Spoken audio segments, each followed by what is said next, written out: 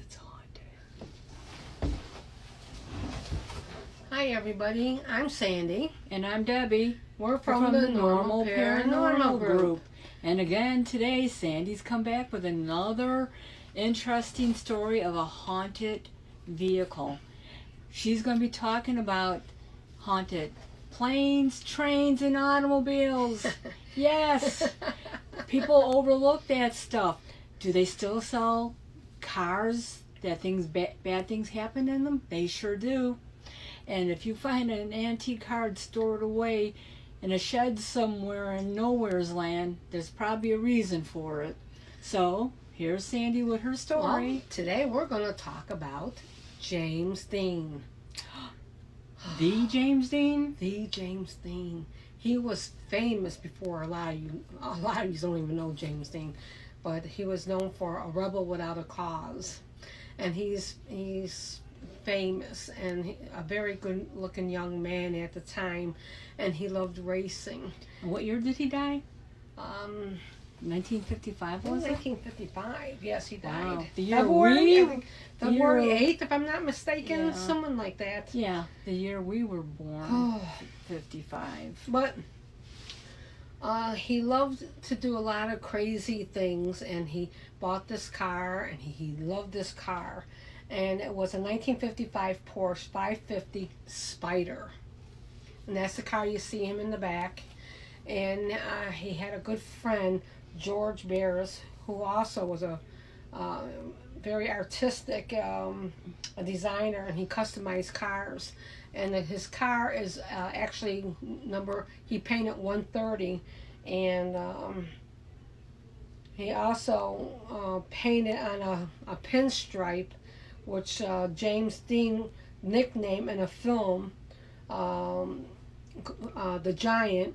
He played with, co-starred with Elizabeth Taylor and Rock Hudson, and his nickname was Little Bastard, which was painted on the car for James Dean.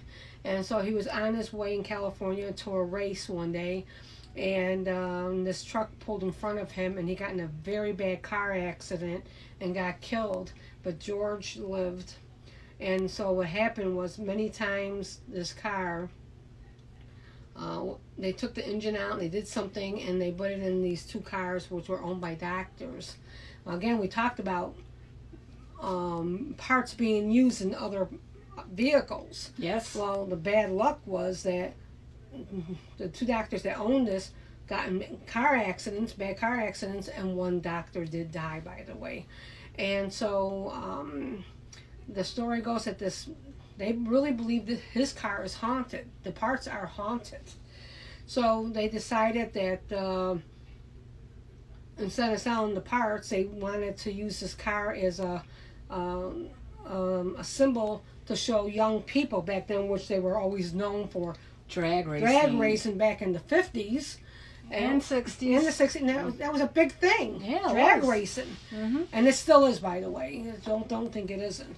But they wanted to show young people, because they idolized James Dean so much, that how he died, and they took the wrecked car and they tried to go to schools with it to show people this is what happens, and this is James Dean's car, to let people know. And they put his picture on there to show people this is real. And so many incidents started happening where this car would fall off, somebody got hurt, someone got killed, and this fell off this truck I don't know how many times. So they decided, hey, George Barris decided he's going to take this car, and they hit the car. They actually took the car and they put it behind a wall, and they think it might be in Washington, by the way. It's behind a fake wall. This guy's father, this guy Riley, who was 6 years old at the time, was with his father, and he was a carpenter, and he was hired to build a fake wall to put this car. They want to hide the car. So Volvo turns around and wanted to pay $1 million reward to have this car found. Volvo, yeah. Volvo, yeah, wanted a museum. The museum wanted this car. So later on in life, this young guy came up and says, hey, he remembers with his father about this wall. And so he took a lie detector test, and it showed he was telling the truth. But they said the car was found 65 years later, 55 to 65 years later, by the way. But I don't know if they ever actually paid out, but they didn't want to pay him because it's not him that found the car, even though he knows where the car was.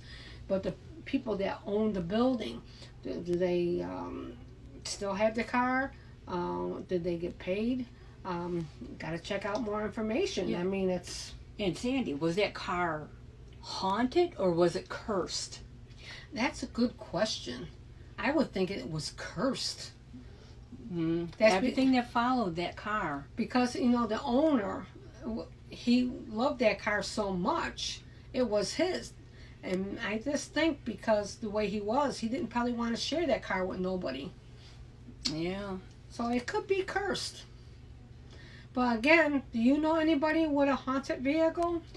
And be careful in what you buy out there that's off the lots or secondhand cars, because they do sell, they have auctions where they sell, where you have gangland shootings in these cars, people die in them, and they still sell them. Right, don't forget, and a lot of them, they come from police departments, and they get sold, and they get, redone, refurbished, and... Oh, I wonder, some states have disclosures when you sell a house that it's haunted. Yeah. And I wonder if they ever made a law to where you have to disclose if a car is haunted. Or was not just in an accident. I mean, they have like all the stuff that you can follow up on, but do they actually write down if a car was like bullet holes in it, or someone got killed in it, or whatever? That's a good question. Maybe you guys could know some of the answers. Yeah. Well, if you have any answers or opinions, let us know. Please. Once again, I'm Sandy. And I'm Debbie. We're from the Normal Paranormal Group. Now have a safe day today, people. Until next time. And be careful of your vehicles. Drive careful. Drive careful. And wear your seatbelts. Yes. Bye. Bye.